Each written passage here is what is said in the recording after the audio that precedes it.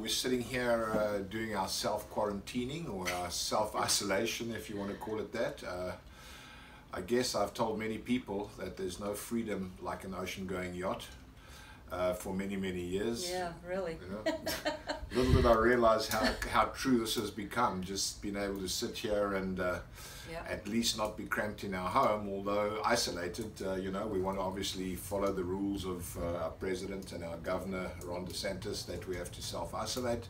So we're doing that, we're obeying the rules.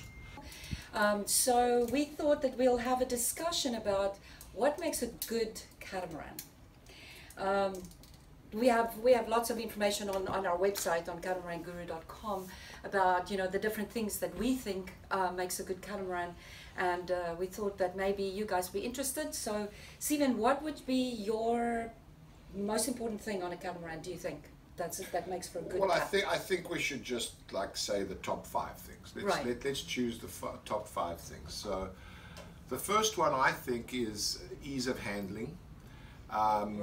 Most boats are sailed short-handed, so what you want to do is you want to make sure that if you're short-handed, you're able to control the lines and get to all the line controls.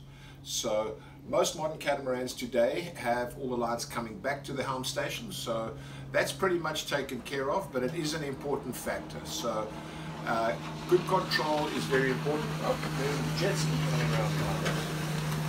Oh boy, there's obviously somebody not self-isolate here. Hopefully he's living on his jet ski.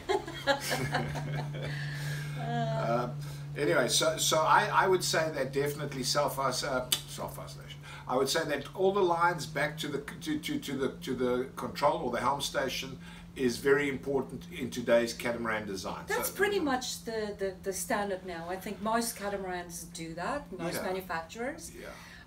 Because, you know, it's most of the time it's a couple sailing the boat, so I think that's a lot of models have gone to self-tacking jibs, etc.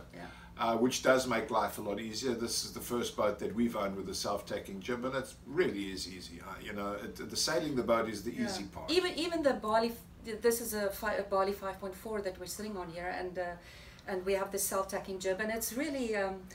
I was surprised how easily it can be sailed with just the two of us, being as big as it is. But you know, our Lagoon 450 had the same thing. Everything came back. It had nice big winches, electric winches right in front.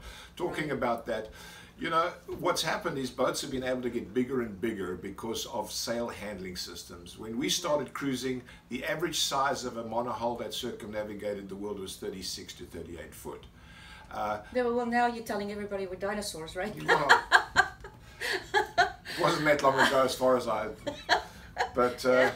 but anyway, so what happened is roller furlers, you know, at first the hang-con crowd said, gee, you can't roll a head sail. Now you don't see a single hang-con sail. That's right, So handling equipment has become more and more sophisticated, which allows you to sail bigger and bigger boats with fewer and fewer crew. There is a threshold that you reach though when the boat gets too big, because it's fine and everything's working, but if something goes wrong, can 2 crew handle it? The sails, you know, if you've got a huge mainsail now, you've got it because you can pull it up electrically, you can trim it electrically, etc. What happens if something fails? You've got to know that you're able to handle this all manually. So that's kind of the threshold that we see, and I think 50-foot catamaran is probably the outside. We're on a 54, so we're a little bit out there, but we've been doing this a long time, so you know, we feel comfortable. So your equipment and sail handling on a catamaran is really important. So the next feature that I think is important is open decks and easy walking around the boat. Most cats again have got in the old days, the first cats would have a deckway, a walk, and then 6 inches another walkway, etc. You know, easy access and walking around the boat, and it's a safety feature. You know, you don't want to be on a boat that you've got to, you know, limbo underneath the shrouds, etc.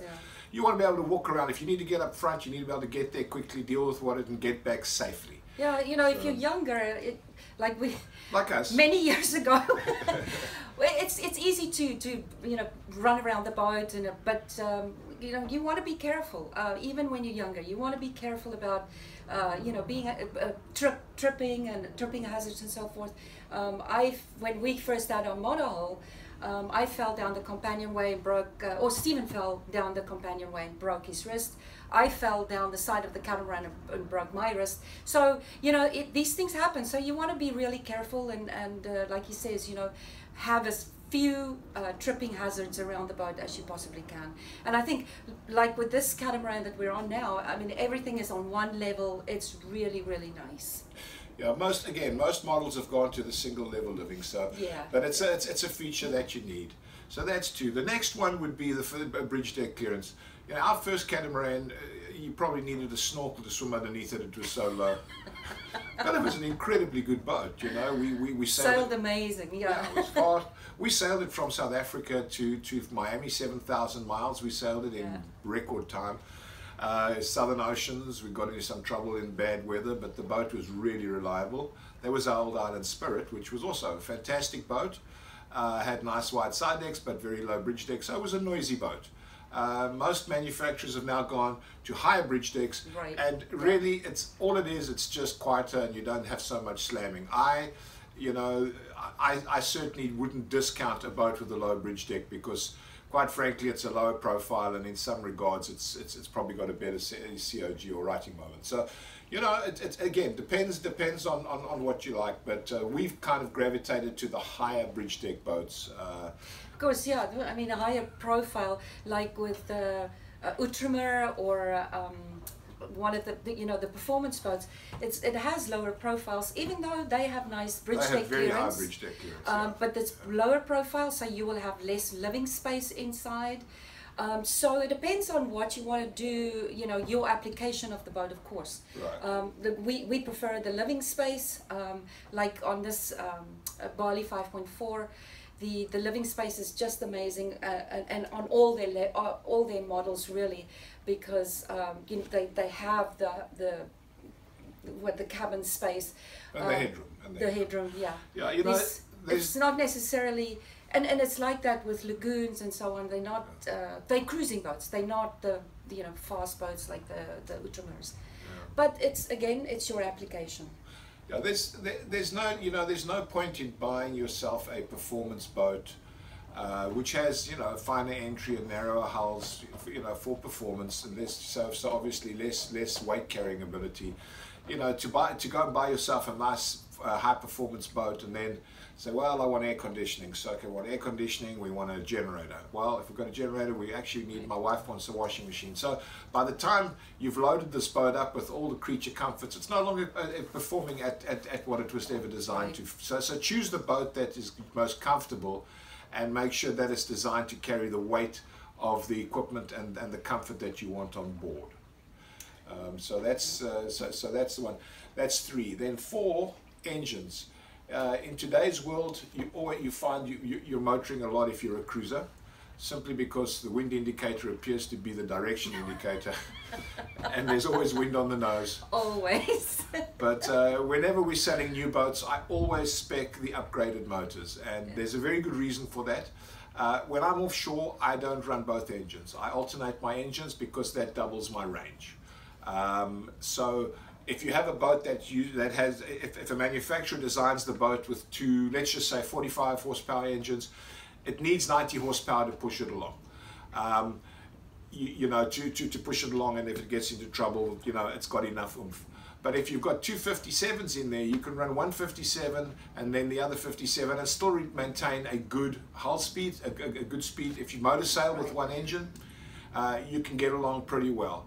And if you're going to use both engines, and for your catamarans have huge windage, so if you're in a really strong wind and you need to maneuver, you want as much horsepower as possible. So I recommend that you always take the best option, the big engine options.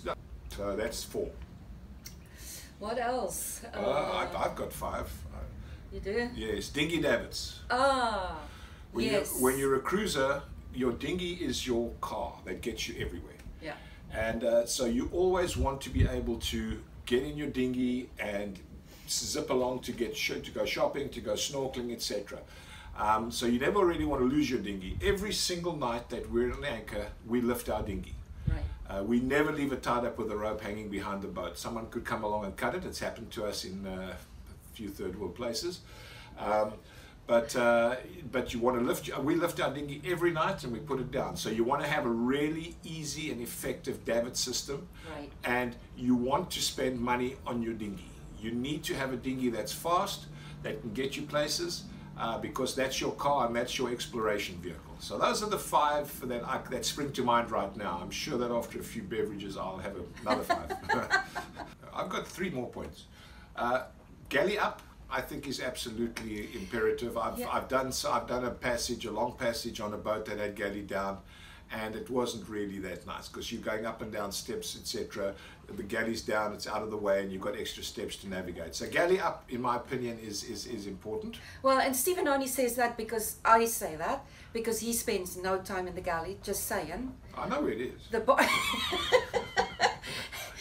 breakfast, well, you do good. You do a good breakfast. Yeah. So okay, I'll give you that. The next thing is that, you know, Leopard pioneered the forward door, the forward cockpit for cruising boats. Mm-hmm.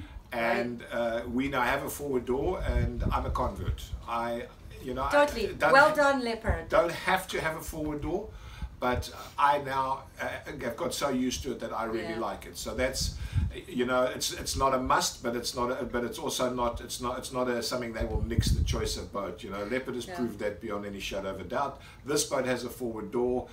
We did 6,000 miles in this boat in some pretty tough weather at times.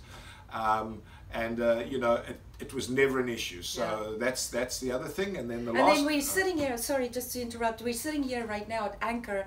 It's 78, almost 80 degrees right now. It is hot, but we have this beautiful breeze coming through. We don't have to run our air conditioning, so it really is. It's a great feature to have, in my opinion. And then the last thing I want to say is I've always advocated no flybridge. I'm not a flybridge guy. Yeah. I like to have a helm station that I'm in touch with the people in the cockpit. Right.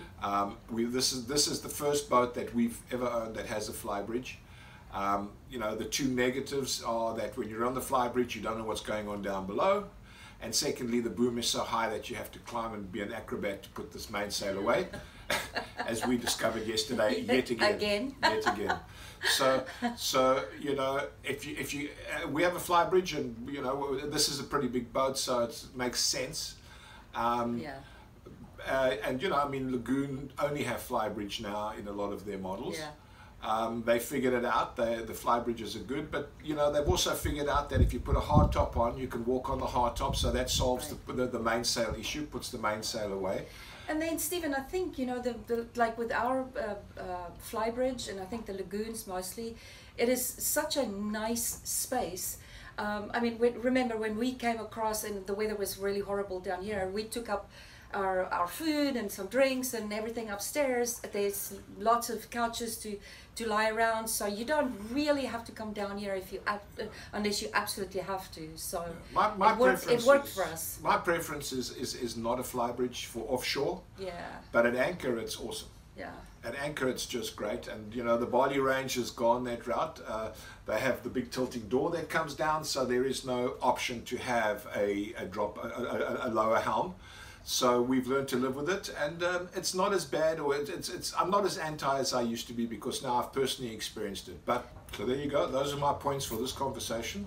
Be interested to see what comes back from you guys. Let us know. We'd love to keep this discussion going. You know, so many people have so many different ideas about what they like or don't like. So let us know. We'd love to hear from you. Okay. See you next time. Cheers, guys.